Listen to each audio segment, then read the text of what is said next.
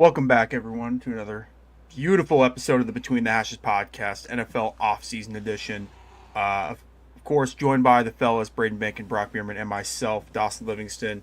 Getting ready to react. We had a pretty big trade happen a couple weeks ago that we haven't had a chance to react to yet, as well as we're going to talk about the Titans rebrand and potentially get into a live mock draft at the very end of this episode. But as always, we start off every single episode asking the fellas how they're doing. Guys, how are we doing on a beautiful Wednesday in Iowa? Yeah, I mean, where did this nice weather come from? I really don't know, because when that trade broke that we'll talk about, if you watch like my TikToks, Instagram Reels, whatever, I record those like outside of my work. I was not trying to go out. It was like 15 degrees and snowing when that trade broke. I'm like, I'm not recording this right now. I was going to record it when I got home, and then I just didn't. So it just didn't happen. So we're going to do it now, I suppose. I was going to say, now we get your initial reaction to that move in this episode. But Brock, how are you doing on this lovely Wednesday evening? Good. It's been a while since I really even considered thinking about what's going on in the NFL. I don't know if the feeling is kind of mutual for you guys, because March kind of takes over, and it's pretty much college basketball until Easter, the day after Easter, because I think the championship game's the day after Easter this year. But yep. It's. By the way, if you haven't been watching the NCAA tournament this year, you picked the wrong year to skip out. Yeah, not very often that. I think that's actually the first time ever that both in-state schools are in the Sweet 16, which is pretty remarkable stuff. But yeah, March Madness has been unreal so far. I think we're recording here on a Wednesday night. I assume this episode would be out Thursday or Friday. So maybe that first round of the Sweet 16 games has already taken place by the time you're actually watching this. But yeah, be sure to tune into all March Madness games. We're getting some fantastic games. Iowa, Nebraska's coming up. Iowa State versus Tennessee, right? Okay. It's Friday night. Dawson, I need you to confirm this with me. Because if I said it anywhere else and it wasn't you or Hunter, and to confirm this, I would be looked at as crazy. Did I or did I not originally say that I was thinking about taking Nebraska to the Final Four last week when we were getting ready to record our podcast? I think you may have brought it up, but I don't think you ever said it in stone. I think that was just a thought, if I'm correct on that. Kind of, yes. Yeah. So I ended up actually putting them in my Final Four, and then thinking back to you and Hunter's reaction of me just even throwing out the idea. And you guys found a way to somehow bully me, even though when I was doing it, it was after you guys were laughing at me about it, into having them lose in the second round to Vanderbilt, which... Hey, okay, to be fair, they probably should have lost to Vanderbilt. That shot was halfway down the rim. I can't... That half quarter was in. I can't believe that didn't go in. That was unreal. I think that one's worse than... Kentucky's? Than the Butler Duke Gordon Hayward half court, because that one there's proof that one was in. It was in. Yeah. No, that game was unreal. That was last Saturday already? Yeah. Nebraska Vanderbilt. Yeah, that game was unreal. And now first time since 98, 99. Just settled. Since Iowa's been in the Sweet 16. And Nebraska, first time ever there in the Sweet 16. First time in all of our lifetimes. Yeah. So I mean, this is the first year that Nebraska's even won a tournament game. Yep. Yeah. Rumor has it they're building the Fred Hoiberg statue as we speak. Gross. It's funny. Me and Braden hopped into an Xbox party. I think it was Monday night or Sunday night. It was immediately following Iowa hitting that buzzer beater. And Braden, I'll let minutes. I think you know what I'm about to bring up. I'll let you have the floor on the first thing you said to me was. Yeah. So the second, So I hop on the Xbox party after mulling over it for a second, because the second I saw that shot, I'm like, wow. I mean, what a shot. What a moment. I mean, insane upset. And then I got to thinking about it. I'm like, wait a minute. The one thing that we had to dunk on Iowa for was not making a Sweet 16 since the Bush administration. And now they are in the Sweet 16. Hey. So I got to thinking about it, hopped on the Xbox party, and I don't know if this are the exact words I said, but I think it was something along the lines of, is this what us winning 10 games felt like? Oh, I was just gonna say, all the like little things that are like, oh, that this never happens, seem to be happening. So I can't think if there's another one that's happened recently in terms of like things that other fan bases use to like make fun of each other. But if I was a betting man, I would be somehow, and I know it's a long shot given everything that happened this offseason, I'd be betting on Iowa State to somehow win the Big 12 win a conference championship for the first time since 1920 something for football, just because I am someone that believes that things come in threes. So I'm looking for the most random thing. Maybe it's party like it's 44, or maybe it's 58, whenever the line, or 84. Feels like 44, my lord. I'm sorry. That was good. I like that. It was 85 the last time I was made the Final Four. 80. 80? Okay. Yep. I was giving you guys too much credit. I know, Sorry. dude. Won't be getting that anymore. Also, my light is like making me look like went through like a tanning bed or something. Yeah. Good Dude, Lord. I don't know what's going on with I look gray. What's happening with my lighting right now? But whatever. Braden also said that this game between Iowa and Nebraska is the battle of two evils, because in his words, he either has to see Fred Hoiberg take Nebraska further than he's ever taken Iowa State, or watch Iowa be in the Elite Eight. Dude, I saw a video of like, if any Iowa State fans definitely remember the little like shimmy celebration Fred had when they made their first Sweet 16 or their second Sweet 16, whatever. I think it was their first one with Fred, or I guess it would be his only one. But I sent it to my buddy and I was like, who would have thought Fred Hoiberg and Iowa State would both make the Sweet 16 in 2026? I would have believed it in 2014. I wouldn't have believed how it would have happened. Yeah, but the actual situation is wild to think about. Yeah, but that is for this image, like, or this background. Maybe this will like. I don't. Yeah. Yeah. Like I said earlier, be sure to watch all the tournament games. It's only going to get crazier from here on out. And there's still some really, really good teams left on each side of the bracket. So it's going to be a lot of fun. Why are you doing this to us? Why are you doing this hilarious. to yourself? I think it's hilarious. I do not care, honestly. I'll remove it. I just wanted to have some fun. It's just let me have my audio listeners. Brock made his background Fred and what is his son's name? Sam Hoiberg. Sam. Having on the court, I guess. No, okay. People think I don't like Iowa. I do love Ben McCollum. He's actually literally right now in terms of my favorite college coaches, it is TJ and Ben McCollum, one and two.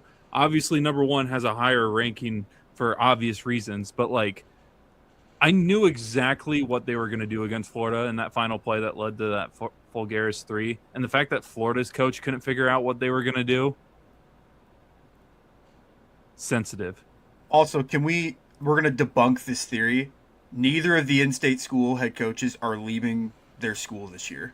I keep seeing came stuff out and said that nothing's happening. So I was going to say, there are North Carolina fans and Kansas fans are like, top 3 wish list for next head coaches: Otzelberger, or not Bill Self. You never know. Roy Williams could did it at be. Kansas. I don't know, but neither of the in-state schools are losing their head coach in basketball this year. It's just not going to happen. This might be a between the hashes type conversation, but real quick. Oh, not between the hashes, Hardwood Convos podcast. Which if you're an NBA fan and don't listen to that, make sure to tune into those episodes. We're always putting out some great conversations about, honestly, pretty much anything but the actual like results of the game, because we're talking more deep about like the big headlines or whatever. We did The something big about picture stuff. the big pictures. Watch out for Brad Stevens. I know that the Hoosiers went after him last offseason, but like, why wouldn't you want to hire a GM that has coaching history in an era where you are basically a GM that knows X's and O's? Isn't this a conversation every March? Whenever these tournament teams lose, every year it's like, oh, we got to get Brad Stevens in the building. Mm-hmm. He just is the best mind in basketball, which isn't Yeah. far off, but like, Yeah. not every organization in basketball can hire Brad Stevens. No.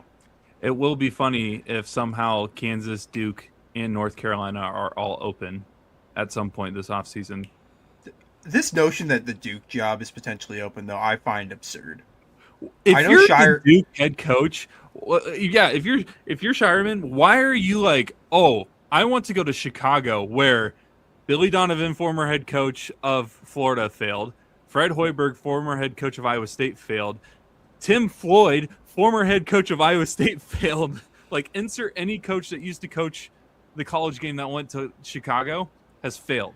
Literally every coach in Chicago Bulls history, other than Phil Jackson and Tom Thibodeau, have been run out of town in a couple seasons. And even Thibodeau ran out his welcome at some point.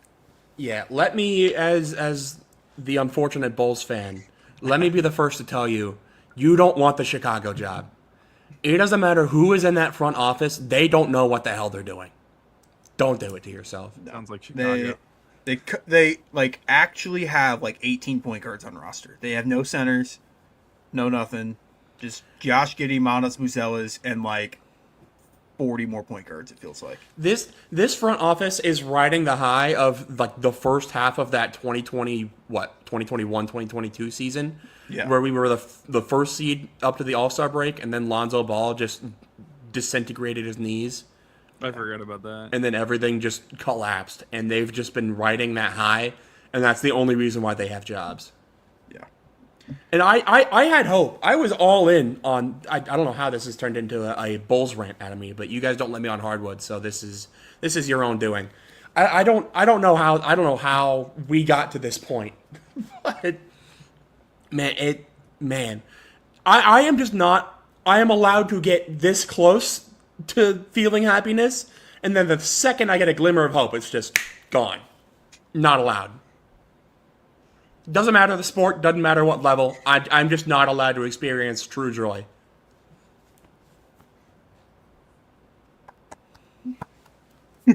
Sorry. So, Jaylen Waddle. Yeah, this segues right. perfect into what we're going to talk about. Speaking of things I didn't want to do, Jaylen Waddle trade. Yeah, the Miami Dolphins have traded wide receiver Jaylen Waddle to the Denver Broncos in exchange, Jaylen Waddle and a 2026 fourth-round pick in exchange for the 30th pick in the draft, a third-rounder, and a fourth-rounder. So basically swapping fourth-rounders, and then Miami gets a first and a third this year. The first-round pick is the 30th pick in the draft, I do believe. So not like a super high pick, but still gives Miami some draft capital. But what are your guys' thoughts on this move? It's probably too early to tell like who wins this trade or won the trade. But who do you like it more for? Do you like it for Denver or do you like it for Miami side? I've been back and forth on this trade a lot, which is I'm kind of glad I didn't make an instant reaction on this, because it definitely would have ended up aging insanely poorly. As most of my instant reactions do, I kind of take a second to think about it, and then I'm like, oh, that was probably not the best idea. But hey, that's the fun of an instant reaction. But now that I've had some time to think about it, it kind of, it's really all going to depend on how these draft picks end up, because you look at the value and it's like a first and a third for like a fourth round pick swap, and Jaylen Waddle feels like insane value considering we just saw Michael Pittman leave for a sixth round pick.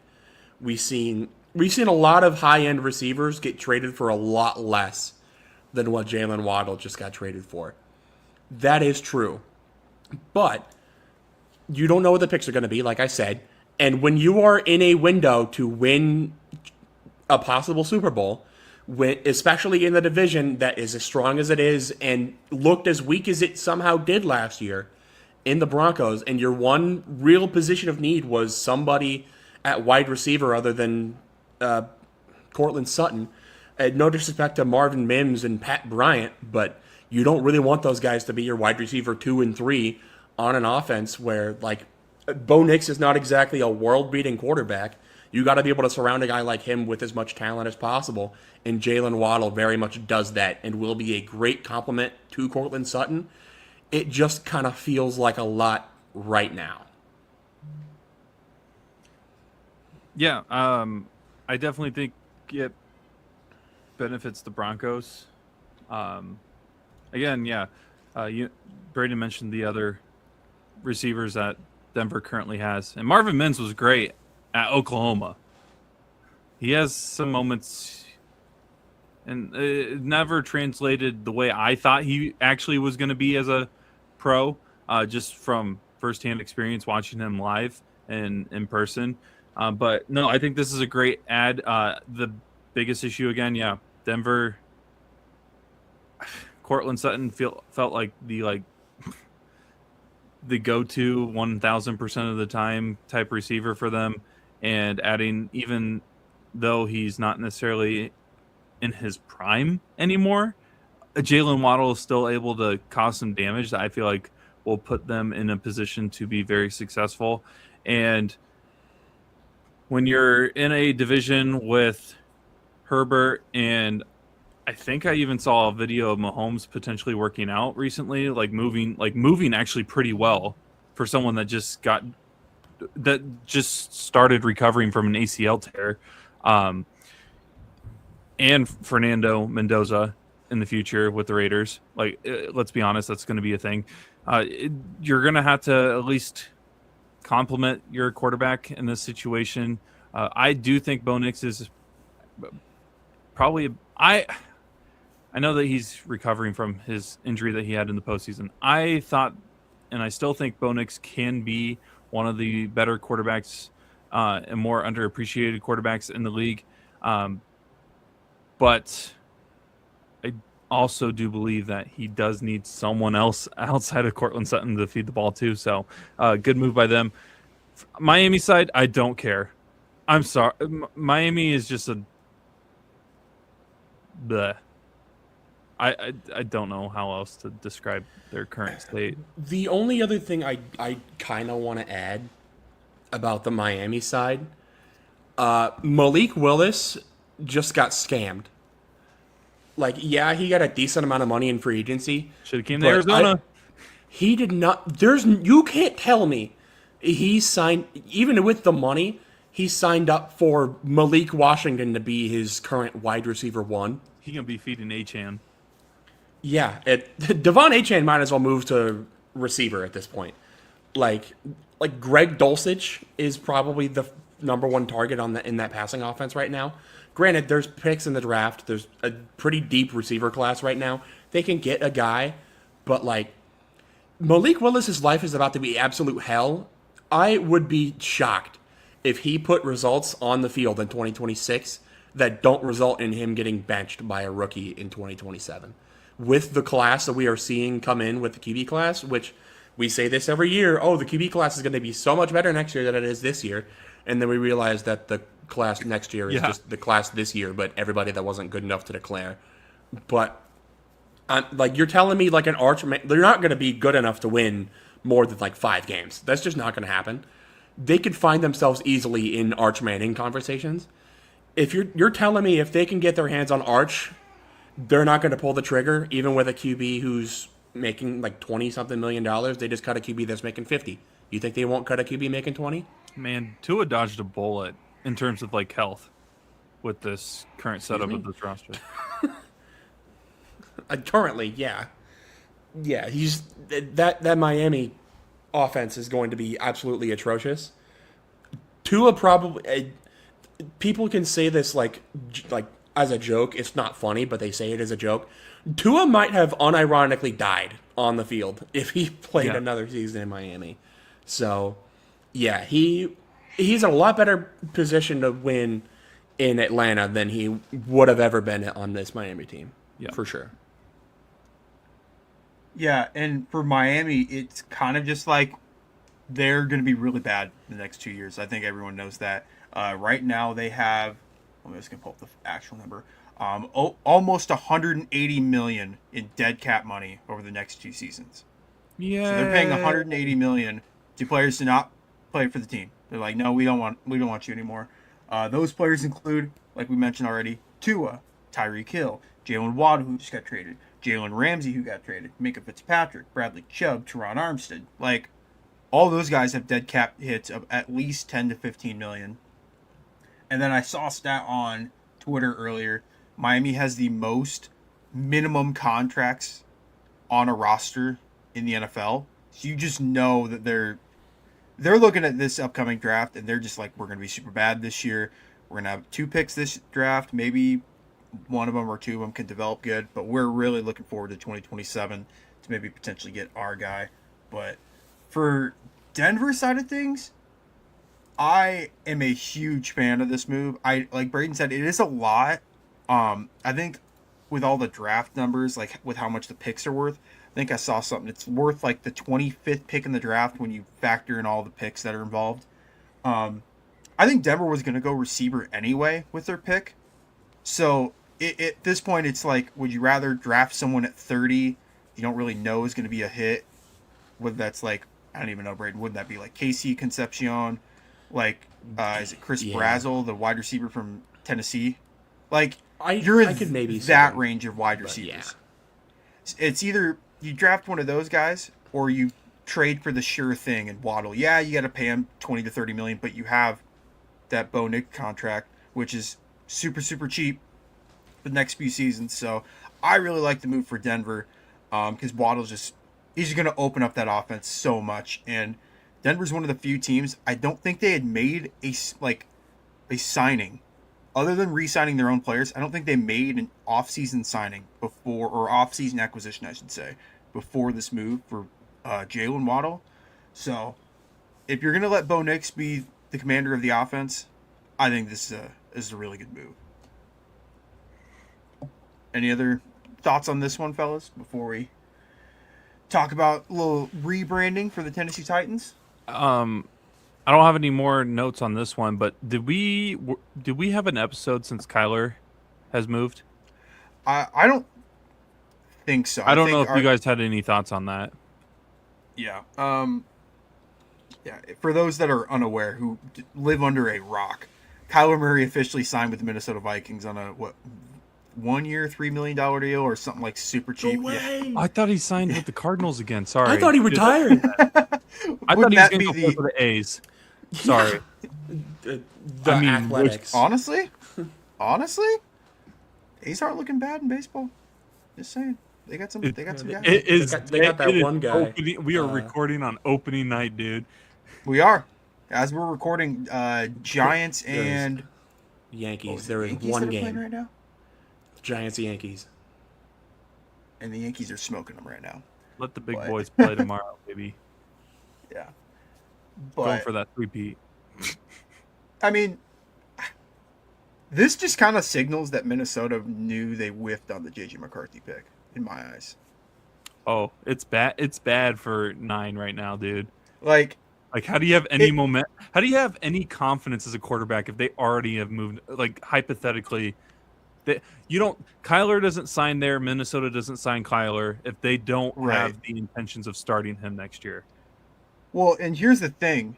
The GM that drafted J.J. McCarthy is no longer there. So the GM that's running the team right now has no, connection to J.J. McCarthy. At this point, I wouldn't want to say J.J. McCarthy's a negative asset because he's still young and he could still improve and potentially get better. But, again, the GM has, no ties to J.J. McCarthy. There's no reason for that GM to feel pressured to start him. The GM's going to put out the best players on the field. And Kyler, under this offense, with Kevin O'Connell, Justin Jefferson, Jordan Addison. I know Aaron Jones is back for another year, but Aaron Jones is getting up there in age. Hawkinson's still there. Kyler should thrive in this offense. But yeah. Braden, do you have any thoughts on this one? This may be the question that I have asked before on this show. I'm not entirely sure. But has there ever been a single player to stain a head coach's legacy the way that J.J. McCarthy has tainted Kevin O'Connell's image? I mean, Kevin O'Connell, his entire career has been this QB whisperer. He can make anybody good. Daniel Jones went to go play...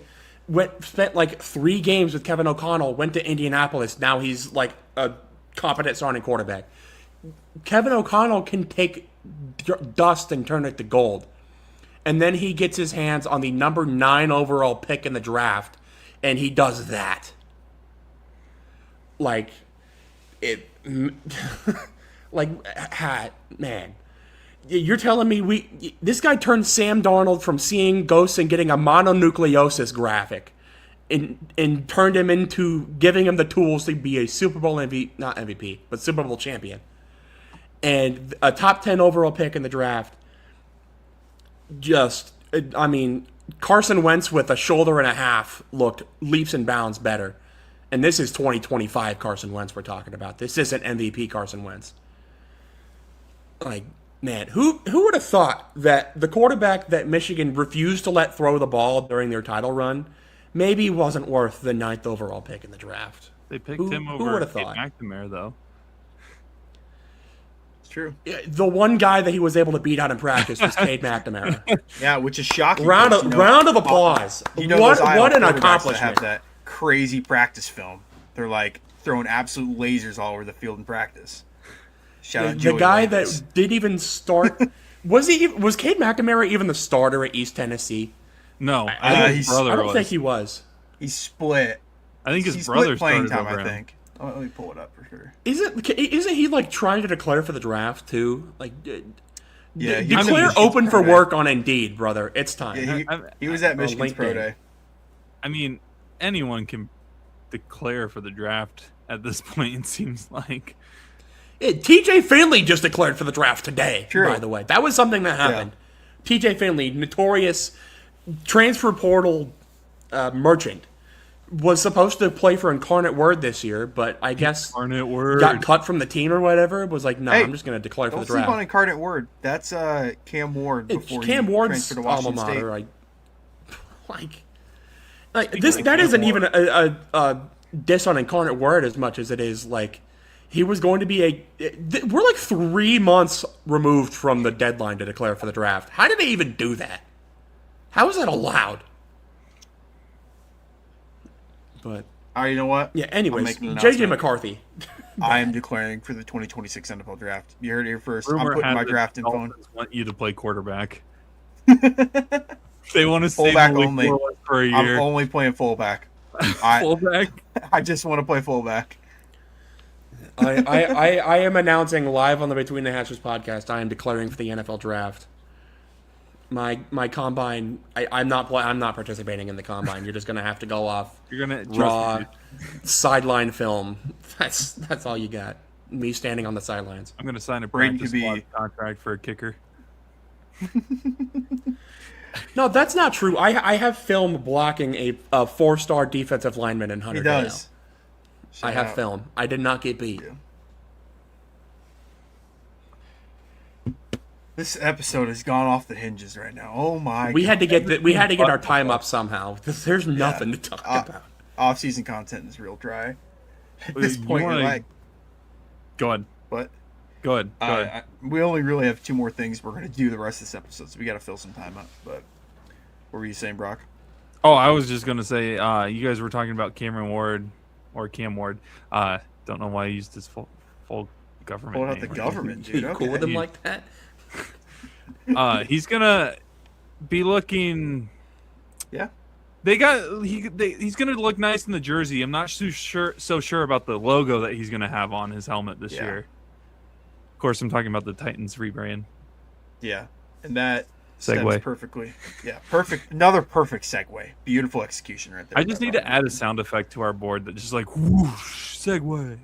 It's just like it makes it even more awkward. You're telling me they don't have one somewhere in here? Oh no, sure. Dawson, what are you doing? Oh God, you're Oh, doing there's our this. segue. That was a little bit louder than Wow. it needed to be. We're not talking about the Panthers. Who are always talking about the Panthers. Do not do that. All right. Do you want me to pull the split screen up so we can talk about do you want to pull up the old logo or the new logo Let's first? do the old logo first. Okay. So this is the old logo for the Tennessee Titans. I'm sure everyone is familiar with it. At this point, it's like, I wouldn't say it's iconic because I think everyone prefers the Oilers logo, but like, it's a solid logo in my eyes. I love the Flames, dude. Yeah, it's a nice touch. When I see this logo, I just think of Chris Johnson, CJ2K, Yep. prime hopes, right there. Honestly, you think of this logo, you think of like any running back in their franchise history. Eddie George, Chris Johnson, Derrick Henry, like just absolute monsters at that position. Who was the guy that they stole from the Cowboys and completely flopped? Tony Pollard. Oh, I thought they did DeMarco Murray. DeMarco Murray. Yeah.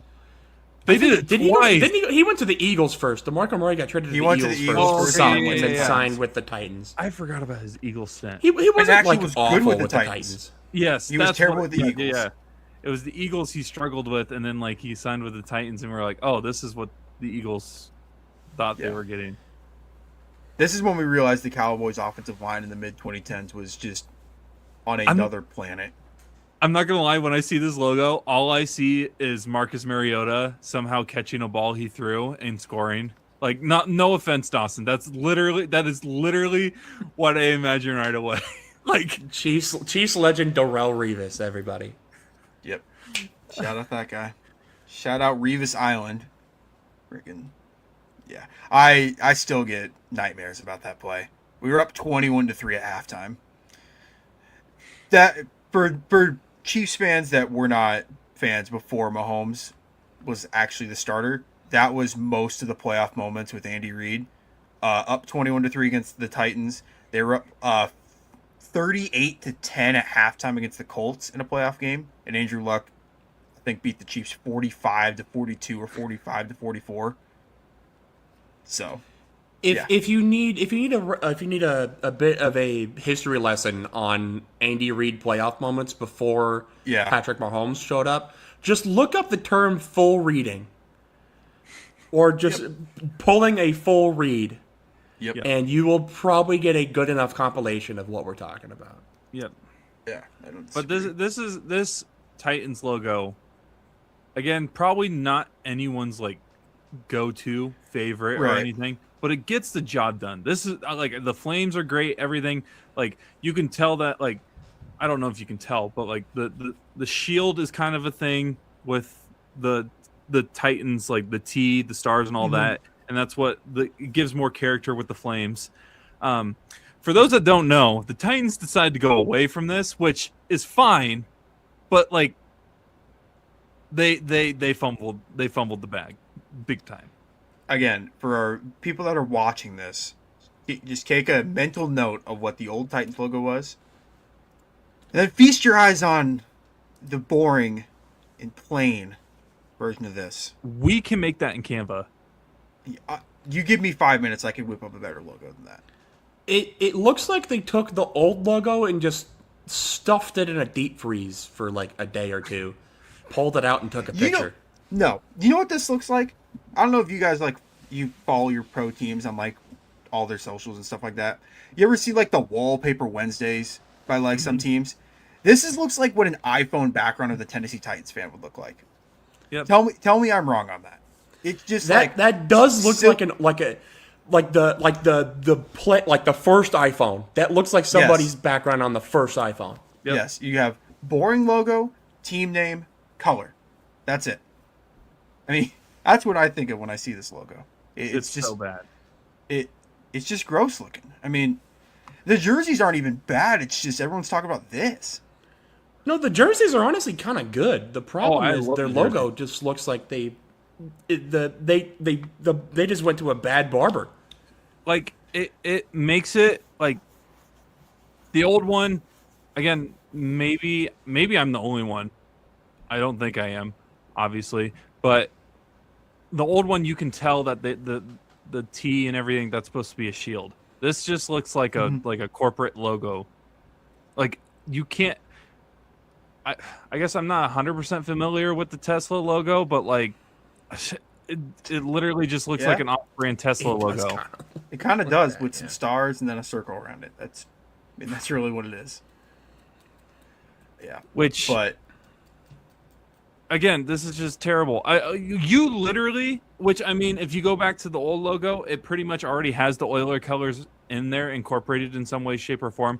You could have just done this colorway and completely gone away from the navy and kept the current logo, the now old logo, and it would have been perfectly fine. Nobody, I think, would really complain about it, except for Braden. I think you mentioned before we started recording, Houston fans are going to hate it either way just because they don't like it when they use the Oiler colors for obvious reasons.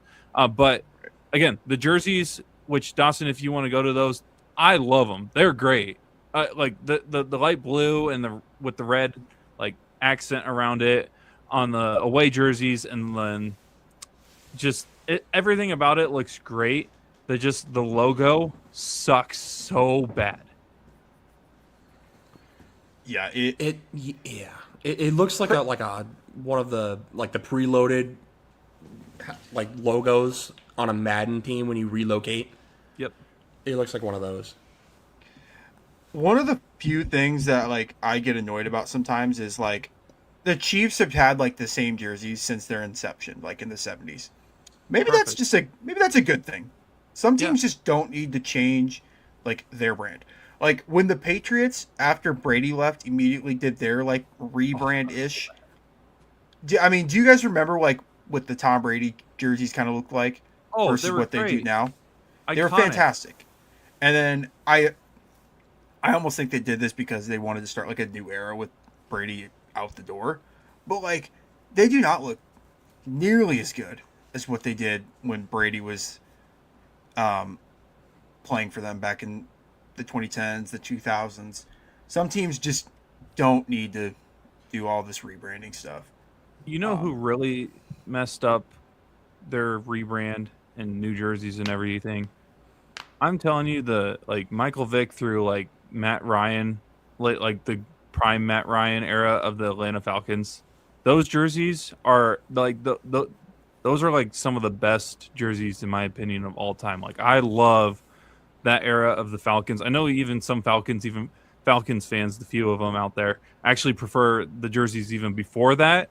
But like the current ones that they have, they look so like generic and blocky and just like not that good. Like there's a lot of teams right now that have been fumbling the bag with jersey and logo and colorway rebrands, and that's why like the Chiefs, the Packers, the Cowboys, Bears, like those that like just keep their jerseys the same, keep their brand the same. Sometimes it works perfectly. Heck, as a Cardinals fan, I'm not necessarily too happy with their current jerseys right now because I really like. I don't know. They just don't. You didn't like the tortillas last year? I'm not gonna lie. I did kind of like those. I like. I wouldn't ever want to see them again, but it was one of those where I was like, it was an attempt. I actually kind of enjoyed it, but like, after someone said it looked like tortillas, I don't know if I would ever want to see it again. I would like own, if I could, I would own like a replica helmet of it like just for like memories and stuff like that. But no, like sometimes it is okay to stay with tradition and stuff like that. Granted, anyone that knows the Tennessee Titans jerseys, they have kind of always been weird in terms of like the navy didn't always complement the light, like Carolina-ish blue. And so sometimes it just looked awkward. But again, you could have sticked with the current logo and just got rid of the navy or went all in on the navy and red. But I don't know. I think this actually puts them at like, what do you think? Bottom 3 of the league for logos? For logos, Browns are maybe number 1. Browns will always be number 1. I'm sorry. I know some people think that logo is iconic, but I hate it. Washington's just because they've had to change it. That's true. That's true. It's just the dub. The Chicago, I know you mentioned they don't really rebrand much, but they did change their logo Like Yeah. they had the bear, they changed it to a C, and then they moved it back to the bear. That was a good rebrand. Yep. Going back Yeah. to making the bear the primary was a good decision because that is a good logo. If they still had the C, that would probably be at least number 2 for me. Yeah, I'm But- trying to think. Even I think like the Falcons are doing new jerseys at some point this offseason. I Please think is go what I saw. back to either. But Matt even Ryan they're not and changing Vicara. their logo. At least Which I don't think they need to. I think their logo is perfect. But like Tennessee, you had the blueprint. You literally like these jerseys are cool. I'm a fan. Yep. But like you did too much with the logo. Maybe I don't know. I don't know what goes through some of these decision makers' heads when they decide to roll out products like this. I don't know. I'm not a super big fan of it, but we'll Another see. team that needs to consider going back to the olden days. I know nostalgia is a hell of a drug, and like sometimes it's not as good as you may remember it. Seattle, can we please go back to the like 90s, early 2000s, like everything before Hasselbeck, like the light blue and green look. I love that way better than the corporate navy blue and a little bit of a neon green look. That's and this is me giving credit to the Seahawks. Like, so The one I always am upset that they changed their logo was the Jaguars. I like their old logo compared to what they have now. Now it's a little bit cleaner, but I don't know. The old one feels like more late I like 90s, early 2000s. it had more of a grungier, like darker look to it that Yep. like just added more like intimidation is not a good term for describing a logo because you shouldn't be Right. like terrified or intimidated by a logo, but like it did make them look a little more like intimidating versus like it's like, oh, it's the Jaguars. It's Yeah. I don't know. Any other thoughts on this, fellas? Before unless you guys have anything else to add to this episode, I think we're gonna close off with the mock draft, the live mock draft with all of us. But anything else to add? Whenever I think of these, like, the teams trying too hard to change, like, a logo or something, I think about when the Eagles changed their, like, end zone font from what it used to be with that, like, curved a bit to just, like, the straight line, like, Helvetica new Eagles. Like, it just doesn't look good. We're trying a little bit too hard to be this, like, minimalist, corporate, like, bring in some, like, 27-year-old off of no sleep, way too much caffeine to just hit a couple buttons on a computer and be like, bada bing, bada boom, we have a new logo. Give me $1 million. Yeah. Like, it show some love for the game, man. Yeah. What happened to the game I used to love? Yeah. Yeah. If this was the Hardwood Convos podcast, oh, we'd be having a long discussion about the current state of NBA logos. Yeah, shout out Nike for ruining literally everything in the NBA. Sorry. Just needed to bring that up. Not Yeah, I know. Yeah, I was gonna say I know Brock and Hunter also had that same take. But well, if we don't have anything else to add, we're gonna do something new that we have not done before. Well, I think me and Braden did this at the very end of the draft cycle last year. Are we gonna do this now? Okay, I thought we were gonna do this next week, but we can do it now. We're gonna give it a shot. We're gonna give it a shot. We're gonna see. Just for those that know, I'm starting to finally get into my little bit of research for the draft. I am not as deep in terms of like my knowledge as these You guys. gotta pull it So up. Cool. All right. Do we want to do 1, 2, 3, 4, 5, 6, so on and so forth down the board? We Sure. alternate? Yeah, let's just do that. Oh, we lost Brock. I'm trying to make sure the screen's like a There we little go. bigger. Oh. Oh wait, we That can do might- this. I can. Oh wow. Yeah. I like that. Oh, let's do that. Okay. Look at that. We'll just So make do we it want to easier. do it? Just do Our left face to cams right. are left to right. I'll just start with first, and we'll work our way down. I guess Brock can have his Cardinals. Heck yeah. Let's So go. just to make it easier for all of us, for all parties involved. Oh, whoops. I ruined Lost it. There we go. I'm just Braden. Just do the thing. Fernando Mendoza is number one. Stop with this Ty Simpson baloney in the top 5 being the first quarterback taken. That's not going to happen. But yeah, Fernando Mendoza number 1 to the Las Vegas Raiders. Okay, yeah, I'm number 2. He did have his pro day today, and some of the film that has come out looked a little bit suspect. We don't really know if he has the coverage to be a linebacker. That bend at the edge looked a little bit scary. But based on the film, I think if it's still not Arvel Reese number 2, I would be thoroughly shocked. All right, Brock, here you go. You're gonna have to help me with the pronunciation of the last name. Yeah.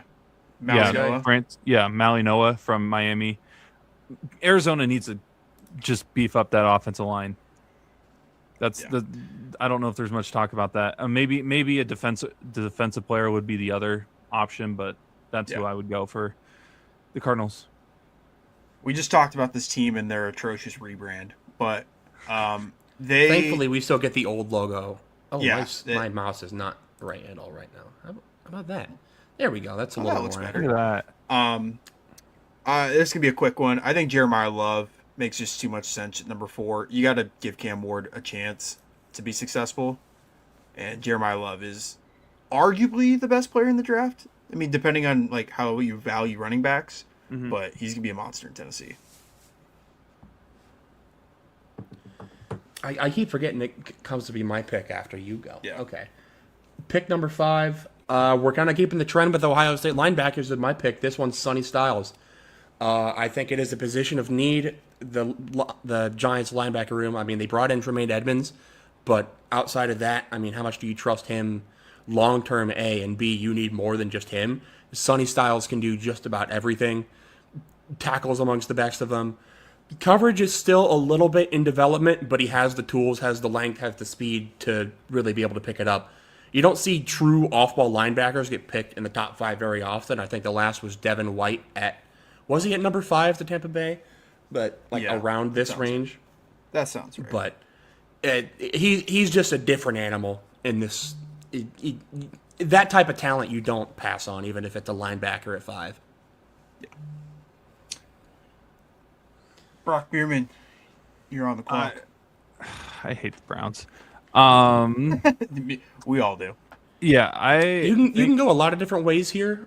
That's the thing. It's like I think I would be looking more on the offensive line again for them, because they're going to need to protect that quarterback of theirs. And actually, the first guy that pops up is who I would be targeting from Utah. Yeah, you go Fano. All right. Yep.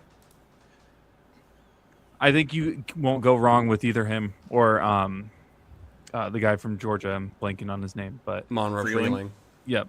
But all right, they just need to go offensive line, point blank. Yeah. Put 2 picks in a row for me that the teams just need to boost up the offensive line to not kill their quarterback. I mean, those 2 teams, though, need offensive line in the worst way. So I don't disagree with either of those. If Ruben Bain and David Bailey are on the board at 7, the Commanders are sprinting this pick in on whoever. I think it's going to be Bailey, but I'm going to go David Bailey with this pick. Can't really... Defending the run is a choice for him. Doesn't really do it a whole lot, but is an absolute freak as a pass rusher. So, yeah, and if, like you said, if David Bailey and Ruben Bain are on the board, Washington will take one of them, and I think the Saints will take the other. Ruben Bain, I mean, make the argument about the stubby arms all you want. Again, one of those guys that had his pro day today. Did you see the bend? And this is a guy that is, 6'3", 270 pounds right now. A guy that big should not be moving like that, man. He just is special.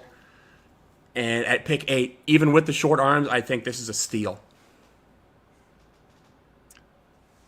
Okay. Can you scroll up real quick on previous picks? I want to make sure I'm not... This is what we have so far. Okay. And this is the Chiefs? Yeah. Yep. I think that you have every receiver and every corner on the board right now. That would be my recommendation, but this is your pick. that's the thing is like I'm probably gonna go Tate from Ohio State, but I kind of I can't read the screen. Is Sony Styles still available? Like I Sonny think a lot- Styles was taken at pick Okay, 5. I wanted to make sure. Then definitely take Tate. But that's someone if he is available for the Chiefs to pick, don't be shocked that they like pick him because I think and Dawson, you can correct me if I'm wrong. I think you guys lost a linebacker through free agency this offseason, and I think he would be a heck of a asset for just the overall defense of the Chiefs. But if he's not available, I have no reason to believe that the Chiefs don't go with Tate from Ohio State. At 10 for the Bengals, it's secondary for me.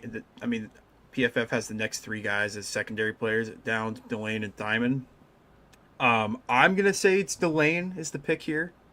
But you can't go wrong with Caleb Downs. I just think corner's a more valuable position, and you can kind of just figure out safety later in the draft at this point. So. Yeah, and this is a pretty deep safety class, so I don't mind that at all. Voice crack. Jesus, hold on. How about a drink? All right. Pick 11. I think the Dolphins are going to drink too before every pick. Probably. That I can't blame them there. At pick 11, though, they are probably pretty happy that only Carnell Tate has come off the board here, and Mansour Delane. It is unfortunate that the best receiver and the best corner are off the board at this pick, as those are probably the 2 positions I think they need to go for the most. But if it comes to this point, I think they would not be mad at their corner options available. But with the receivers, Mekhi Lemon or Jordan Tyson, I can honestly see either. Miami is not a team that is necessarily strayed away from drafting players with injury concerns. So if we're throwing that away, Jordan Tyson could easily be the best receiver out of this draft. Maybe a little bit high given the injuries, but it only takes one team to be like, hey, we think he's clear. We think he's good to go, and we think he will make an instant impact on our roster day one. And I think Miami could very easily be the team to pull that trigger. Real quick, can we fix our face cams? I hate how small our face cams are. I can do that while we're working. Okay, on that. yeah, sorry. Let's get through this pick real quick, and then I can do that. Yep. The Cowboys, interesting situation for them. Pretty much anything on defense that you can get, I feel like, would be worth looking at. I don't know if going because like do you guys know much about any of these safeties potentially moving over to corner at all?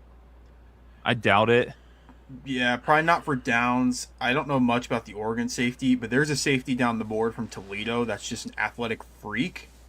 That maybe could. Thieneman also ran like a 4.38 at the combine. So he could. So it's not impossible. And so But I would be surprised. And then outside of that, if I don't know if what's kind of best available for defensive lineman or linebacker down on the. We can look at what PFF has to say about it. Yeah, let's see what they got. Caden McDonald, Caleb Banks, those are the Woods. interior Yeah, guys. so it gets pretty rough for them. If you're going for maybe an edge guy to move in, Akeem Mesidor, Keldrick Falk is a possibility. It's almost like if they don't, what's the corners look like? I mean, Jermon McCoy, Avion Terrell, Colton Okay. Hood. Honestly, I feel like the Cowboys here are gonna kind of have to reach in terms of like where they're probably ranked overall, just because a lot of the guys that they probably could take or they would like to take there are are be available. offers to trade back if that is something you would like to consider. you I'm cannot kinda trade curious. on free PFF. Oh, it's You can't? Oh, you cannot. Okay, my fault. Baltimore. Yeah. My fault. but in I'm that not, case- I don't have the funds like that. I'm not paying Yeah. for premium PFF. Make In this that pick, buddy. case, just go McCoy from Tennessee, the best available for the corners. Just because you're gonna have to reach one way or another, and it's kind of just a pick your poison with that. But anything on defense for them is gonna be 1,000% worth it. This is tough because I could see the Rams going with the receiver, as crazy as it sounds, and Mekhi Lemon is just kind of there. But I think they lost Rob Havenstein. He retired. Does that sound right, Braden? I think think so. I think he either retired or is check no longer with the that. team. How's that? That looks better. Okay. Honestly, with He just a the former upside, professional football player, so yeah, Rob Havenstein did retire. with, I mean, with the potential of Monroe Freeling, that might just be too tempting for LA to pass up. They've kind of addressed that need at corner with getting McDuffie and Jalen Watson. Maybe you look at Downs, but I think Freeling could be an absolute monster for the Rams. So I'll take Monroe Freeling. All right. For the Ravens here at 14, this kind of just feels like what's going to happen. Ole Ioane, however on earth Penn you say State that name. guard. Penn State guard, funky name. Yes. He is honestly, Good. even for a guard, I wouldn't be surprised if he finds his way into the top 10. But if he doesn't, I struggle to see how he makes it past 14 when they still employ Daniel Faalele. Yeah. And I don't think I need to say any more on that. All right, Is Brock. Who's Baker Mesidor taking? from Miami still available? Yeah. He is. Then give me Mesidor for the Buccaneers at Right. pick 15. They need to improve that just pass rush as a whole. I think they were looks like they were tied for 18th in the NFL for sacks last season, and they just need to boost that up a little bit. So I think Mesidor for Miami will be hopefully an option for them to look at. This pick for the Jets is kind of funky because they have signed a lot of defense in the free agency, and they kind of have like two okay receivers. I mean, Garrett Wilson's really, really good, but I don't know. Maybe receiver could be an option for him. It's probably the position I'm going to lean. Kai Lemon, I mean, if he's there at 16, I think the Jets will be pretty happy with that. But they got to surround someone for Garrett Wilson. Obviously, bring back Breece Hall. I mean, Kenyon Sadiq could be there too, but Kai Lemon makes too much sense.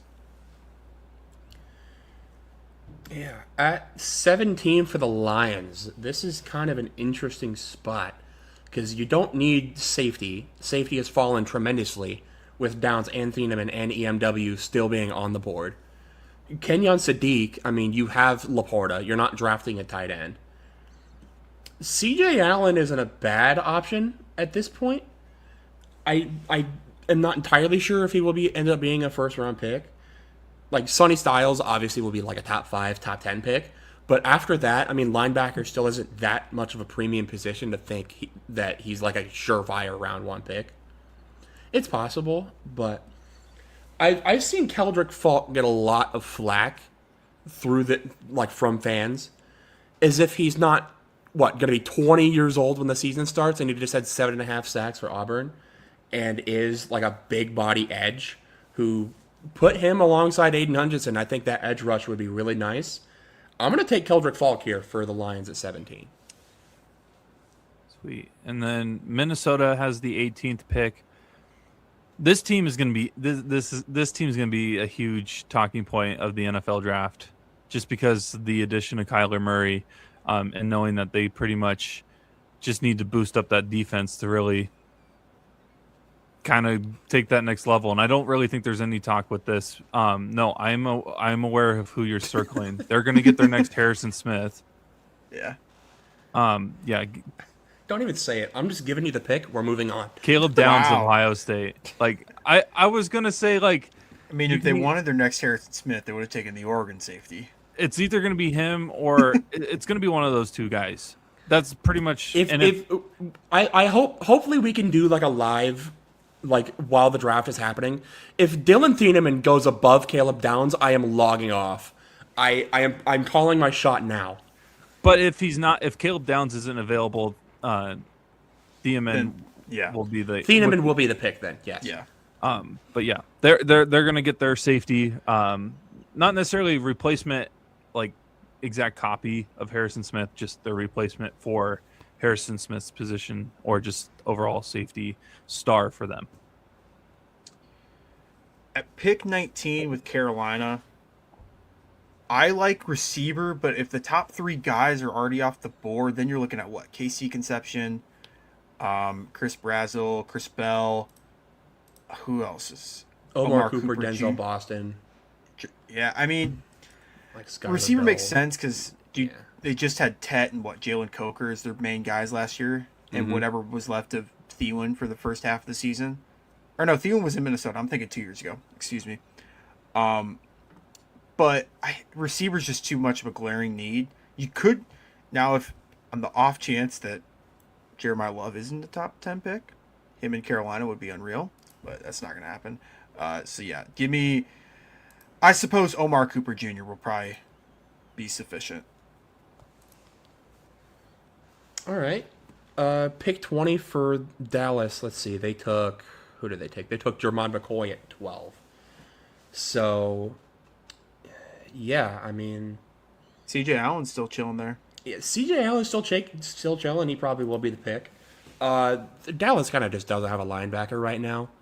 Right. Really, anything on defense they could improve on would be best. Safety, I wouldn't say is a huge need right now for them. Otherwise, I mean, Thieneman's in the conversation. But I think it's kind of just BPA defense. CJ Allen fills that mold, I suppose. This pick sucks. You could do the funniest thing right now. You could do the funny. I'm just saying you could do the funny. Well, the thing is which kind of funny do I want to do? Because I could really get funny with it, or I could just take the funny one that everybody probably is expecting me to take. Whatever your little heart desires, dude. This is your pick. I have already influenced your picks too much, and I apologize for that. Dude, you're helping me out, honestly. But the thing that sucks about this is, like, they need a quarterback, they need a running back, and they need some offensive linemen. And if you look at kind of the best available, there's not many of those available. Yeah, I mean, QBs, Ty Simpson, I guess, could end up going in the first round. Running backs just isn't. It running drops. backs. Price. It's nothing. Offensive line, there's still some decent options. Yeah, and so whether you want to go, like, but I don't know if that's really what they want. That's the thing. I don't even think Pittsburgh knows what they want. So you know what? Let's go with the funny. Let's go Ty Simpson. Yay! Absolutely. Because they need to take a quarterback at some point. I feel like they need to in this draft. It's a situation where if it works, it works. If not, you can just pull a Josh Rosen and draft someone else the next year. I don't disagree. Braden, pull up the interior alignment because they need someone to protect Justin Herbert. You could go with an actual interior offensive lineman. A lot of the tackles project to be guards as well. Like Proctor maybe could. Pregnon I've seen hype on. Basantis. Dunker maybe could move inside. There's options here at guard. Those last three guys are not first rounders in my eyes. Maybe Thieneman's the pick. If you don't like the offensive lineman class, maybe Thieneman's the pick. I don't know. You know what? I'll go Dylan Thieneman. Yep. I don't know. I clicked it before you actually said anything. Yeah. So the Chargers don't really need tackle because they have Rashawn Slater and they have Joe Alt. But like rest Slater of seems like he gets hurt like all the time. He could go tackle, but I don't know. I don't really like any of the tackles after the first couple in this draft. So yeah, the Eagles really, no matter what they do here, are going to walk out like bandits. Whether they end up, if they take Proctor, even like Blake Miller is a solid option. EMW would be an okay pick here. Kenyon Sadiq fell to 23. I mean, you want to talk about a goated Dallas Goedert replacement? Granted, he is coming back for one more year, but you don't just draft for 1 year, you draft for the future as well. Sadiq is a freak. Willing blocker, ran like a 4.39 40. Had the second best vertical at the combine. Would have been the best if it wasn't for Eli Stowers breaking the record. He's just a freak, and Philadelphia somehow walks away with another genetic freak of nature out of the NFL draft, despite picking way later than they should be for being able to get a talent like that. Can you go to, because if I remember right, took the guy from Utah for you took Spencer Fano. Yep, offensive line for the Browns. So with the 24th pick, I'm going to look more at the wide receivers just to see what's best available for right now. Kind of a drop off in terms of probably what would be expected in the first round, I guess. I'm trying to see height wise because I think they need They- a bigger. Honestly, they could double up at O-line I in know. both picks. Like, You know what? I'm gonna take a risk on this one. Let's go with Boston from Washington. yeah. I just if they don't take one now, they'll take at least one in the second round. But This pick is just, it's something. Because there's no, like, standout center this year in Chicago. I mean, they just signed, what, Bradbury? Does that sound right? Garrett Bradbury? I think Or am so. I thinking yeah. wrong? Yeah, I mean, Yeah, I don't Connor really like any of those. Lou, Jake Slaughter, Logan Jones, Jaeger Burton Yeah, are like no, late round balls guys. up. You're not taking one of those in round one. No. Click on the D line, like the edge rushers, more specifically. Here's your edge rushers. Do you want me to throw in the interior guys as well? No, just the edge rushers. Give me TJ Parker. It might be kind of a reach. Kind of everyone on that Clemson team just disappointed. Like, Clemson was supposed to be really, really good this year. I know a lot of people before the season had them, like, making the playoff, and they were terrible. But TJ Parker's still a good player, and Bears need pass rush more than anything right now, so. All right. At 26 for the Bills, I'm going to go with one of the interior defensive guys here. It's really one of these three with Caden McDonald, Caleb Banks, Peter Woods. I think I'm going to go with McDonald here. Bit more of like an edge, or not edge. Why did I say that? Run stopper. Yep. Like just a big body, fill up the run gap. You're not getting past this type of guy. And, I mean, there's not really much on the interior right now for the Bills. They had the guy, Deion Walker, out of Kentucky, came on pretty well at the end of the year. But you're going to need a little bit more than that if you want to compete for Super Bowls, which I think is what the Bills want to do right now. So, yeah, McDonald, I think, will be a fairly nice fit there. Look at Brock getting all three of our favorite teams' selections. He got the Cardinals, Before got I KC. make this pick, I do want Braden's input in terms of, would you rather have an offensive lineman right now or a safety with the 27th pick? I really, with the options available, I would not be mad at either. I know that's not at all what you wanted to hear, but like EMW I think is solid. Blake Miller's really good. Caden Proctor has potential. Even like the Arizona State guy is not bad. There's options really both. But I do think the options later down the board for offensive line is better than the options at safety. Okay. Much further. The drop off is a lot more significant at safety than it is. Okay. So I was gonna pull a funny and take Proctor, but because you said about the drop off, let's go with McNeil Warren for the safety, because I think you guys are definitely going to need to pick one up here in the draft this offseason. So if there's a bigger drop off, there's no point in them not taking him if he's available here in the 27th pick. Yeah, I mean, you look at after EMW, I mean, 3 safeties going in round 1 would certainly be something. But you look at past EMW, it drops. Like, you're getting down to the 50s, Genesis Smith 80s. is like okay. Bud Clark is a player.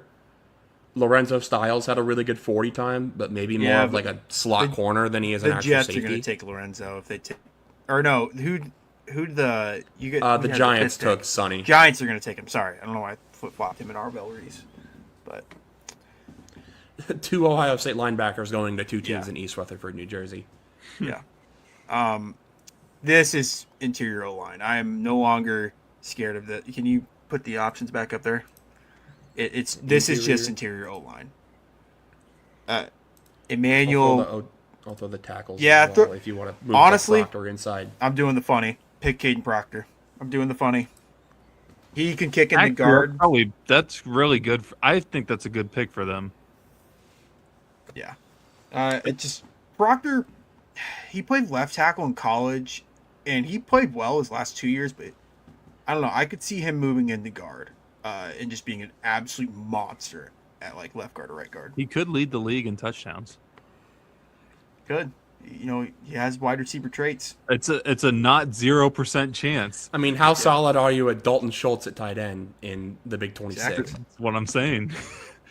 Imagine you got a game in this stat line. You got Iowa State people scoring all these touchdowns for them, and then you got Caden Proctor out of nowhere. I would actually never watch a Texans game in my life. You know what? If he gets drafted to the Texans, I think I might buy myself and Braden. I'll let you pick whatever one. Iowa State guys on the Texans, and I'll get you Dawson of Caden Proctor jersey. There we go. And we can all The three wear our amigos. Texans jerseys on the Between the Hashes pod. Hey, stop bullying. Hey, no. After the Aaron Rodgers jersey idea, no. That was funny I'm bullying. This is me. I'm just having fun. Yeah, Braden, your time will come for the bullying. My team bullies me already. I don't need you guys to add on to it. All right. Pick 29, speaking of bullying, I get the Chiefs pick. Go Let's quarterback. see. Nessmeyer. They're going to move we don't Justin need Fields that to the anymore. running back. They got to have some sort of backup plan. Drew Yeah, Allen. Cardinal Tate went at pick 9. That's right. So you probably need to go corner here. Hey, I mean, look at that. Avion Terrell's kind of just here, but I think Spags would actually just have a stroke if he had to start a corner shorter than 5'11". The Chiefs do not like small corners. The only reason they had McDuffie on their team is because McDuffie before the draft was like a top 12 talent, and he was just sitting there at 21. So they're like, we're taking him. Yeah. Well, like, you need corner. I know it's your Avion pick, but I Terrell would look is at edge pretty rushers. easily. You would take who I know now? it's your pick, but I'd look at edge rushers as well. That not is to- also an option. Not to sway your opinion either way, but But like the best pass rusher available is Cassius Howell. Spags would have a stroke if his best options at corner and Yeah. edge are Avion Terrell or Cassius Howell. He actually would just disintegrate.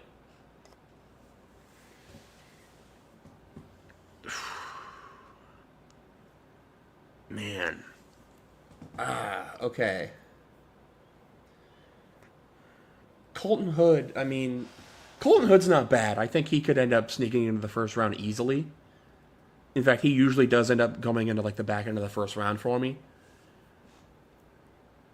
Zion Young, I guess, isn't bad either. Man. Why couldn't you just took Mansour Lane at 9 so I could just make this a little bit easier for myself? I'd much Sorry. rather just take I'd much rather be taking like a receiver here. But It's the Chiefs. every other analyst out there has Chiefs taking an O lineman with one of their first round picks. You could just do that too. Caden Proctor. Oh wait, he's not drafted. I could do that. I mean, Oh my Blake God. Miller is here. Dawson, your would you pick. Like wear is Blake Miller a left tackle or a right tackle? I can't really remember. Dawson? Would you wear a Kansas City Chiefs Caden Proctor jersey if he got drafted? Does he become like good, or is he just No, like, you don't meh? get a like wait. You have to buy it. Oh, Like the day rookie he premier gets drafted. jersey. Yeah. Oh man, probably not. No. I think the only Chiefs offensive lineman jersey I'd buy is Creed Humphrey. Listen, I know Spags hates short corners. I think he's just gonna have to deal with it. I'm taking Avion Terrell. He just is clearly the best player available at a position of need. Listen, he might be small, but that boy can cover, and he can tackle much bigger receivers than he is.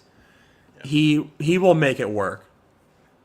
30th pick for the Dolphins, Colton Hood, Tennessee,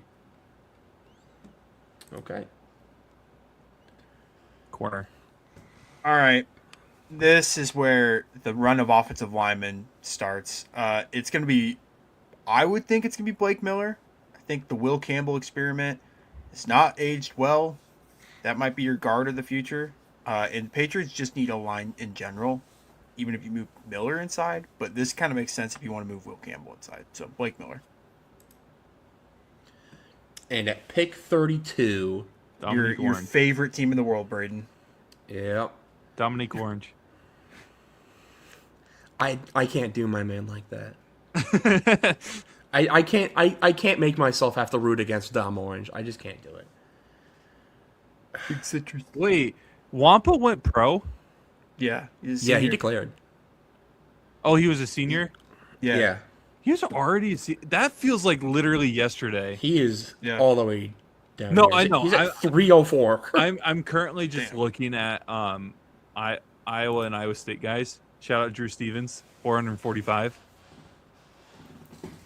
There's only one page, by the way. There's not enough players to go to a second page.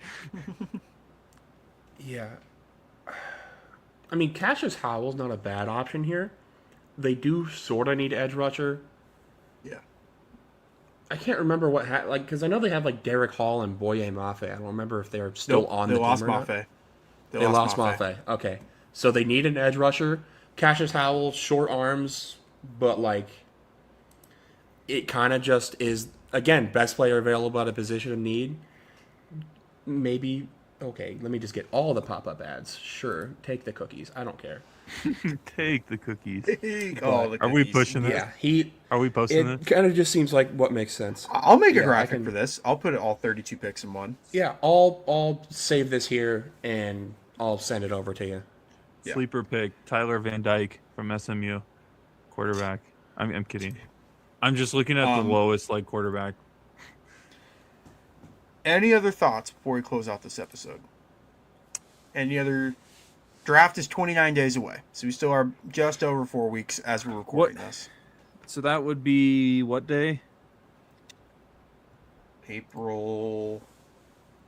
I think it's April 20th, the draft. Oh, I'm think gone. It might be it's the 23rd through the 25th. Yeah. So. Okay. Yep. The first round's the 23rd. Yeah. Yep. It's that I could do a Thursday live night. podcast with you guys. Cubs There we are go. playing during the day. There we go.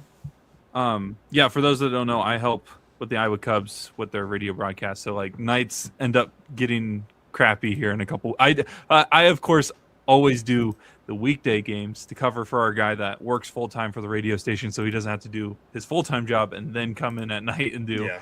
Cubs baseball. So, fortunately, that is a day game. So Here we go. April 23rd. You know what? Let's make a graphic or something like that promoting that we're going to do a live stream for that. That'd be fun. I'll wear a suit. I'll be Mel Kiper. I'll just You're have gonna be the our- most you're gonna be our egregious commissioner? takes. There we go. I'll There see we what go. I can cook up. I still got 4 weeks. I can. Part of make me some kinda graphics want- for that. I want to see if I can find like the most obscure like jersey online that I could just purchase to wear. Oh my god! Is that what we do? We all buy one of the $12 Fanatics jerseys right now and we have to wear it on draft night? Do we want to do something where it's not our like? Does it have to?